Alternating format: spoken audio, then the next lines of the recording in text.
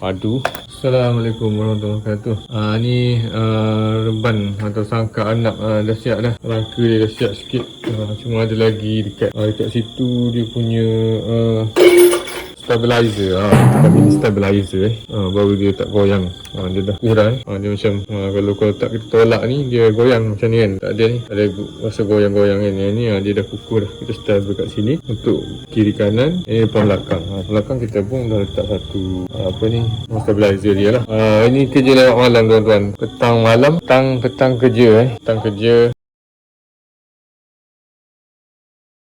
Dulu bela ayam tapi sebab tak sempat nak buat banjir, ni kita buat tinggi. Kayu, kita beli kayu 4 kaki je, 1 kali 2 inci. Malam-malam sebab rumah saya ni jauh daripada jiran, rumah saya sebiji je kat sini. Lepas tu hutan dia orang tak dengar, boleh buat kerja malam, tak ganggu orang lah. Okey, terima kasih. Jangan lupa follow dan subscribe channel. Nanti kita akan pindahkan anak ada kat situ hujung tu, sangka sementara kita akan pindah kat sini lah, insyaAllah. Kita buat dulu apa yang patut. Kita selesa sikit tempat yang besar tinggi untuk projek anak hiasan kali ni, untuk anak-anak, untuk hiburan, hobi. Okay tuan-tuan, thank you.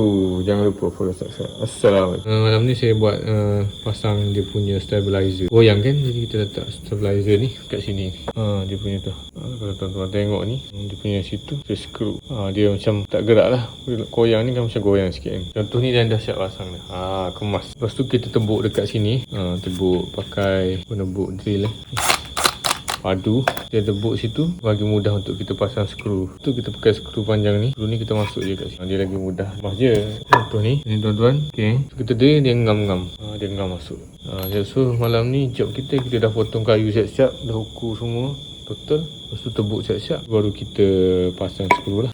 Okey, Assalamualaikum tuan-tuan. Hari ni kita nak tunjuk sarang sangka arnab. Telah sekian lama, 2-3 hari, berminggu, 1 minggu buat. Inilah hasilnya tuan-tuan. Itu sudah siap tuan-tuan, pintu arnab. Ini dia tuan-tuan. Itu dah siap. Boleh lock. Tinggal pasang lock dia satu. Satu lock dia kat balik. Ni je tuan-tuan. Pintu sangka anak dah siap. Kita buat sendiri DIY. Boleh lock dekat DIY. Lepas tu ni angsir dekat DIY, skru. Lepas tu nanti kita pasang grill. Tunggu sementara je. Kita pun buka, anak masuk. Kita buka balik. Simple je. Okey tuan-tuan, ni dia sangka anak saya. Macam mana bang? Okey. Suka tak? Sangka anak baru. Kita boleh pindahkan anak.